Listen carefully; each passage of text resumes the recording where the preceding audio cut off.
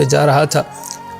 وہ کہتا ہے کہ میں نے دیکھا کہ امام گھوڑے پر سوار ہیں اور آگے جا رہے ہیں، میں کافی پیچھے تھا، اتنے میں نے دیکھا ایک درندہ حیوان، غالباً شاید ایک بھیڑیا تھا، وہ آ رہا تھا۔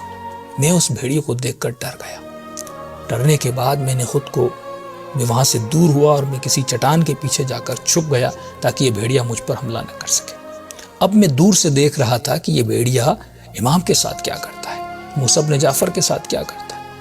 کہ اتنے میں نے دیکھا کہ یہ بھیڑیا امام کی سواری کے قریب گیا اور اس نے اپنے دونوں ہاتھ امام کے گھوڑے کی زین کے قریب لائے اور اس نے سر کو جھکایا۔ اتنے میں امام نے بھی اپنا منہ اس کے قریب لے گئے اور ایسے لگ رہا تھا جیسے ان کے درمیان کوئی تکلم اور کلام ہو رہا ہے، آپس میں باتیں کر رہے ہیں۔ کچھ اس نے کہا اور امام نے دعا کے لیے ہاتھوں کو بلند کیا، کوئی دعا کی۔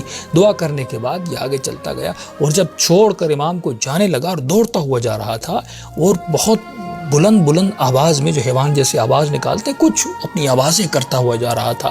مجھے لگ رہا تھا وہ کچھ کہہ رہا ہے اور امام کہہ رہے تھے آمین ثم آمین، اللہم آمین اللہم آمین۔ تو امام آمین کہہ رہے تھے۔ جب وہ بہت دور ہو گیا تو پھر میں اپنی جگہ سے اٹھا اور اٹھنے کے بعد میں امام کے قریب گیا۔ تو میں نے امام سے پوچھا کہ مولا یہ ماجرا کیا تھا؟ میں تو سوچ رہا تھا وہ آپ پر حملہ کرے گا۔ امام فرماتے ہیں کہ یہ حیوان میرے قریب آیا، اس کی جو مادہ ہے یا اس کی جو بیوی ہے، اس کو مسئلہ تھا، وہ کہنے آیا تھا کہ میری بیوی کو بچہ پیدا ہو رہا ہے اور وہ قریب ایک غار میں ہے اور اس کو بچہ پیدا ہونے میں بہت تکلیف ہو رہی ہے۔ اس نے کہا کہ مولا آپ دعا کریں، اللہ آپ کی دعا کو قبول کرتا ہے۔ ایک حیوان کو کتنی معرفت ہے، اس حیوان کی نیت دیکھیں، معرفت ہے، اسے پتا ہے میں کس کے در پہ جا رہا ہوں۔ تو امام نے کہا میں نے دعا کی اور مجھے الہام ہوا کہ جو اس کا بچہ ہے وہ پیدا ہو چکا ہے۔ میں نے اسے کہا کہ جلدی جاؤ، تمہاری جو مادہ ہے اس نے بچہ پیدا کر دیا ہے۔ تو وہ خوشی خوشی دوڑتا ہوا گیا۔ کہ میں نے دیکھا کہ اللہم آمین کی آوازیں آ رہی تھی اور 3 مرتبہ آپ نے یہ کہا۔ تو آپ نے ایسا کیوں کہا؟ تو امام نے فرمایا